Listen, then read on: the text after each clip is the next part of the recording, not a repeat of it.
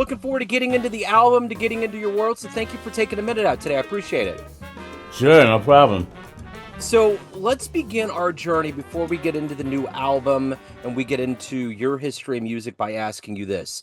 6 years ago, this pandemic was changing so much about our lives, the way we create, especially musicians. How did you get through that era, and how has it changed the way that you approach things today? How did I get through it? Well, I didn't do much performing, that's for sure. Right. But but I've been involved in a lot of teaching for the last 15 years, and I continued to teach as much as possible on Zoom for a while, which is not very ideal, but we try to keep the kids engaged, and pass it on. Yeah. And I was also working with a musical instrument company I do some work for, RS Berkeley. So I have some different irons in the fire to keep things going because I've tried to just be mainly a jazz musician, and you need other irons in the fire. Most of us do. Yeah. The percentage of jazz musicians that actually full time just do that is probably not that big. So there's many things people into commercial music, playing jobbing, club dates as they say, or jobbing dates in Chicago where I came from. So I shied away from that. I'm more into teaching and working with this instrument company. So you do what you got to do. Yeah. Make ends meet. I get it. And yeah, I mean, I spent many years touring, just living on music, Yeah. playing. Yeah. So but getting older, things changed. Touring's changed. The pandemic changed, as everything. Well, But I think that the beauty of the teaching world is that when I look at the jazz community, it can be hard to make a living. It's obviously a difficult thing to just make money off of music, but to be able to educate the future, have a steady paycheck, get some benefits, get a retirement, it seems like it's pretty good if you can still keep playing and recording and all of that. It seems like a good melding of things. yeah, I mean, I really didn't start getting deep into teaching when I was into my early 50s already. Yeah. So I didn't do it for years and years, but it's been good since then. Plus, I had great mentors growing up and teachers that inspired me, and I'd like to pass it on too, because as much as possible. And youth today that seems like they're up against a lot more than we were. Yeah. You know, Yeah.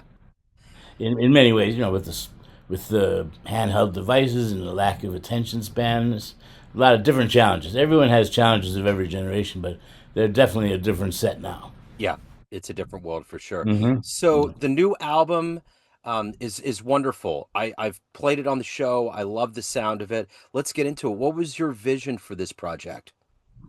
Well, I mean, basically, it's of my working band, such that it is. We work as much as we can, and it's called Cubeye, and it's a culmination of music I've been into for a very long time, really meeting the crossroads of straight ahead jazz and Afro-Cuban or Latin jazz. Uh, most of my career, I made my living just playing big bands and straight ahead jazz, and always had interest in Latin jazz since 40 years, many, many, many years. And on earlier recordings, I'd always do some Latin jazz oriented and have, the percussionist and be attentive to the correct stylistic things. But, and the influences that run deep from Machito, Eddie Palmieri, a huge long list. But I think the main influence of the direction of this band would be the Fort Apache Band, because it flows evenly between, the Afro-Cuban and the jazz. So I like to say swings on both sides, because that's something a lot of jazz musicians aren't so aware of. Latin musicians, they talk about the swing. I'm talking about when I played in salsa bands, they said, that's the swing tonight, it's the groove. But in jazz, the swing might be something more specific is related to jazz, some very specific characteristics. So there's, specific small swing, and then there's bigger swing issues. But, the idea is the band to be able to flow between the two sides equally, authoritatively, and correctly, if there is such a thing as correct, but paying attention to clave and also swing, because a lot of times jazz musicians are not aware of the real roots of the Afro-Cuban music, and they'd say, let's play a Latin tune, and it's not really observing the heart of that music. So talk to me a little bit about what you're hoping the listener gets from this album. Oh, mainly I want them to feel the groove and enjoy the swing. Then there's intellectual side to it, our compositions and the arrangements of some of the other guys in the band. So there's the intellectual side. But the main line, is to enjoy the groove of the music and have the music touch you. Really, we can analyze. I think sometimes we analyze music too much. Either it's swinging or it's not. Yeah. So are your roots in Chicago, you said? I was born and raised in the Chicago area, in Okay. Chicago, and then in the suburbs as I grew older. Okay. So take me back to your roots. Why did you pick up the saxophone? Why did music? Why did jazz? Why all of this? How did this happen? All right, so let me try to do the short story. We lived in the city of Chicago all through the '60s when I was a little kid, and there wasn't much music program there. And then towards the early '70s, we moved into the suburbs, and there was a music program. And I remember my parents had jazz records when I was little. I used to always play them when I was, between 5 and 9, 10 years old. And funny thing is, there was a Jerry Mulligan record and a Lars Gullin record, which were both baritone sax players. Also, Louis Armstrong, Ramsey Lewis, I think Jonah Jones. They had 5 or 6 jazz records that I just kept playing when I was a little kid. So I was drawn to that music somehow. And when we moved to where there was a better music program, I had the opportunity to start playing. And honestly, I started playing sax because one of the other kids in the class I really disliked, and he played sax. It's not the greatest motive. Kind of makes me laugh now. But I mean, other than the fact that I loved music, that was my motivation for the specific instrument. Kind of Right on. strange. Yeah. So what was the first live jazz show or live show that you saw that made you think I want to be up there one day or it just made a big impact on you? Well, I mean, the high school in the area had a great big band. So when you're a little middle school kid, that's very impactful. Yeah. But and jazz was important to that school area. But as I got into high school, I started going to the clubs in Chicago. In fact, mainly this club called the Jazz Showcase, which still exists. And this is in the '70s, mid '70s in Chicago, and we used to go every week. And it was drinking age was 21, but the owner, Joe Siegel, actually his name, he was a promoter in Chicago for decades and decades, brought a lot of great music there. He let us kids in for the first set, and we'd sit in the front row drinking our Coca Cola and sitting, just a couple of feet from Sonny Stitt, Dexter Gordon, Yusef Lateef, Teddy Edwards, Milt Jackson, just Wow. all the cats that were still around playing in the '70s, which was quite a few still. Yeah. So that Art Blakey's band, Max Roach, Phineas Newborn, Don Patterson, just goes on and on. It's a massive list. We went every week for several years, and that was the most impactful thing to push me further in that direction. I think. Not Wow. that I ever thought I could do that, but I was deeply drawn to it. Yeah. That's an amazing education. So the baritone is an instrument. Every time I hear it, and especially when I see it, it's a really deep anchor for any band. It has there's such a resonance to it. There's depth. But as someone that's played this instrument for as long as you have, what is it that you've discovered about the horn that has made you more endeared to playing the baritone? I mean, I started on alto sax, and I still play all the saxophones and some flute and clarinet. Woodwind, if you're a woodwind player, you have to have some flexibility doubling. But the baritone is my voice and has been for many, many years, over 40 something years. But I did start playing baritone sax in about seventh grade, and at that point, it's because they needed someone to play it. It wasn't that I was drawn to it so much at that point, but my love for the sound of it grew over time. And to me, it's just another saxophone. I think when people see it, they see this massive saxophone that's really low pitched, but it's just another way to express yourself. And I feel it's the best way for me to extend my voice. I mean, it's become my voice. You know, the thing about listening to your album right now in 2026 America, what I think in the back of my mind when I hear this mosaic of different cultures and different flavors that make America what it is, especially during this stressful time of immigration issues and war and all of that in America, how much are you thinking about the music you're making now to give people that level of swing and escape and just absorbing into the music and putting the headlines aside. Is that something you're thinking about anymore now? You mean as far as bringing people together? Yeah, bringing people together, giving them music, giving them a way of just kind of absorbing into the music and getting away from the stress that we're living in this country at this particular moment. Well, I don't necessarily think of it. I mean, in a way, I mean, we have jazz is a high art form, Yeah. but it also is entertainment. It always has been. I mean, I spent my early years playing with Lionel Hampton when I was in my 20s for quite a few years, and I learned that from being in his band. He was. I mean, in the history of the music, he was one of the greats of his instrument.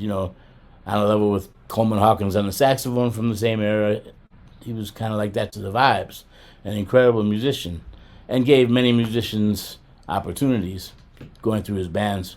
Everyone played in his band for very short or longer time, but he was coming out of the entertainment mold. I don't see myself as an entertainer like that, but in the bottom line, we are there entertaining people.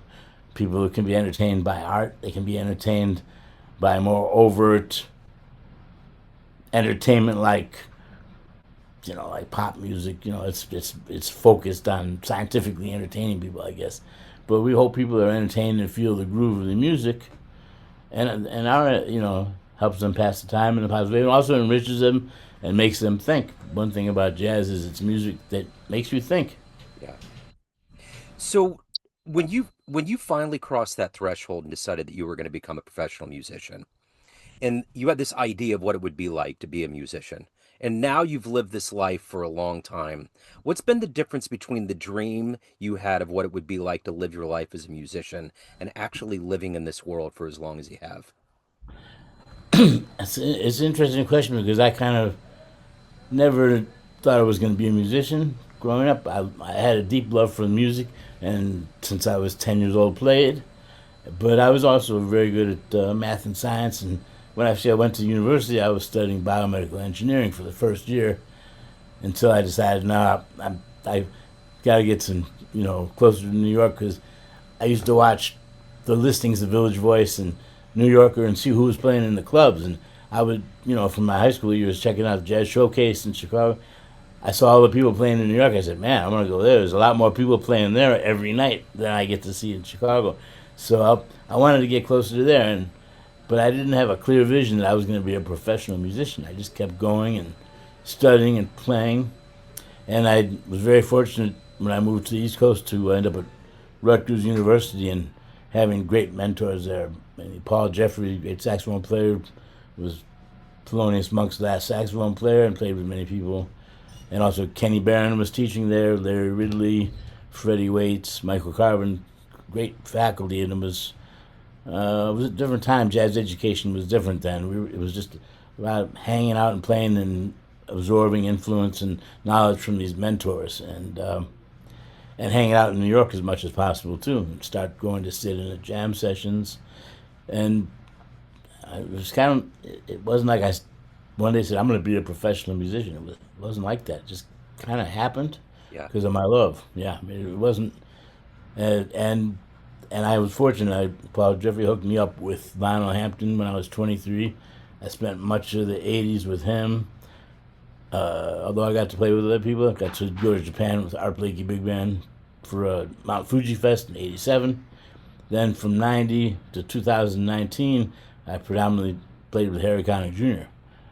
And so that was a very long gig, almost 19 years, uh, which provided a stable income for me and a lot of free time to do other freelance work too. So really, more than anything, I feel super fortunate the way it happened for me.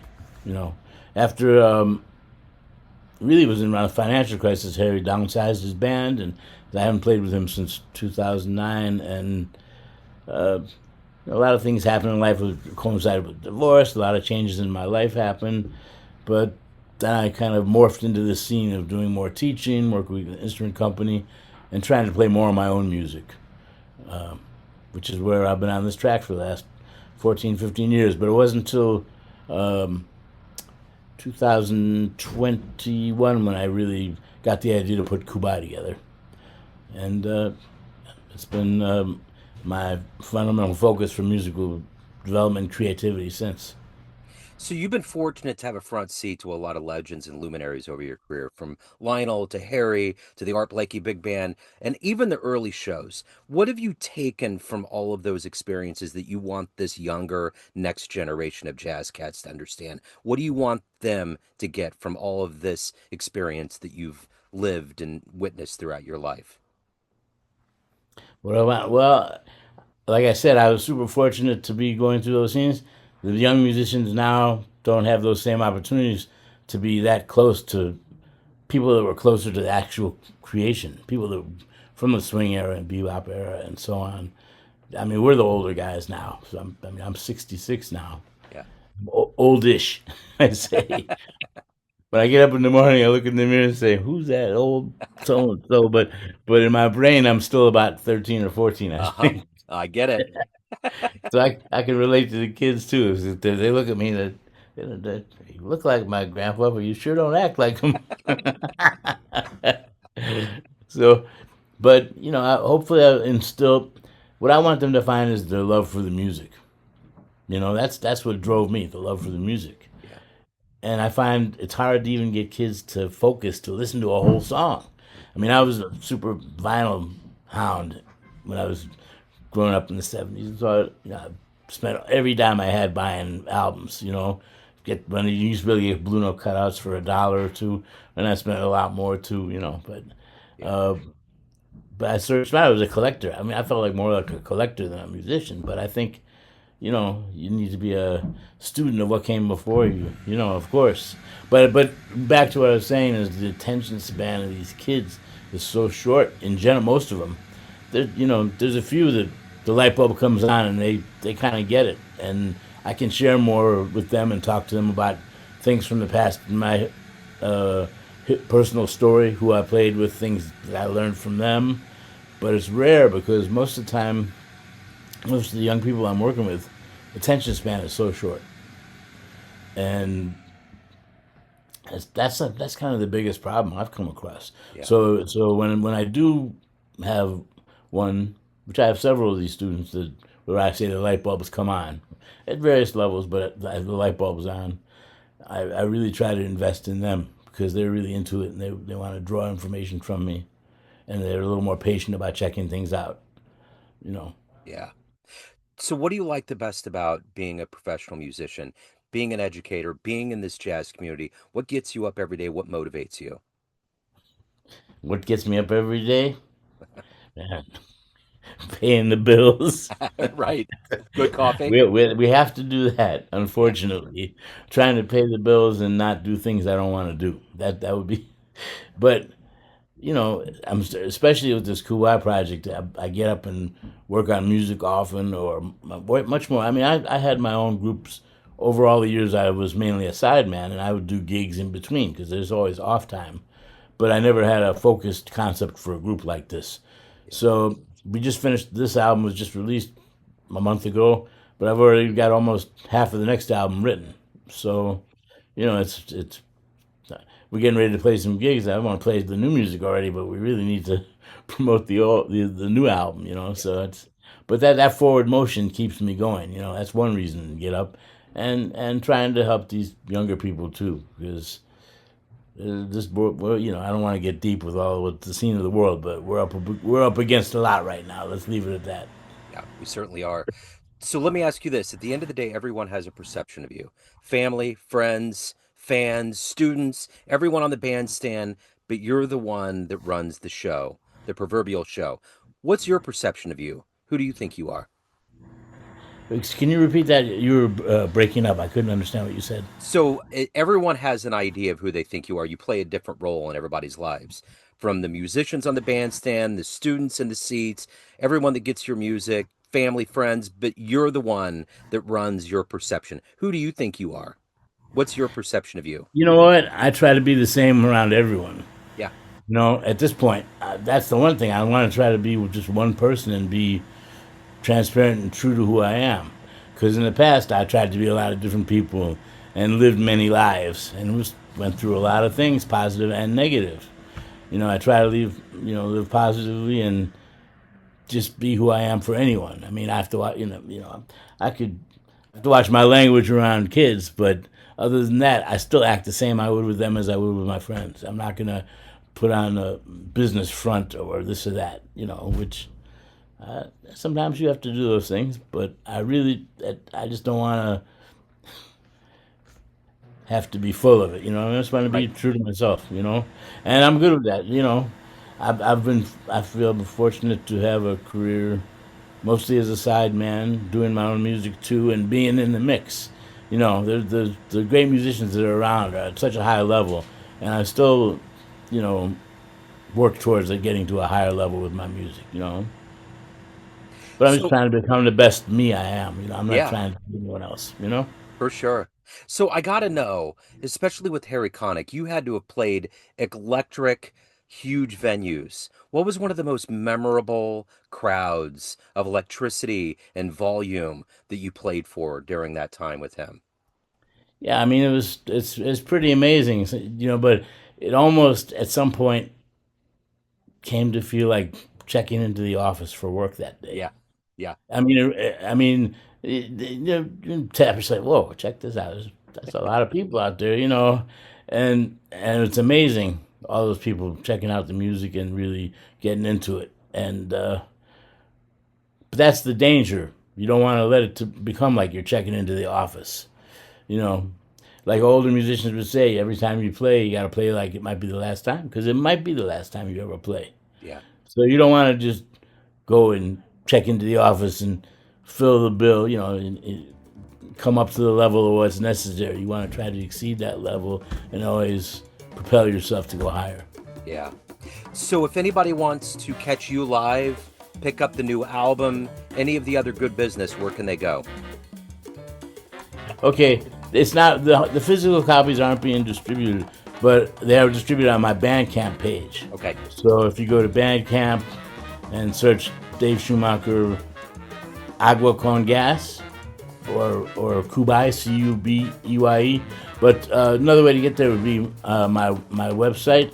It's cubeyemusic.com. It would be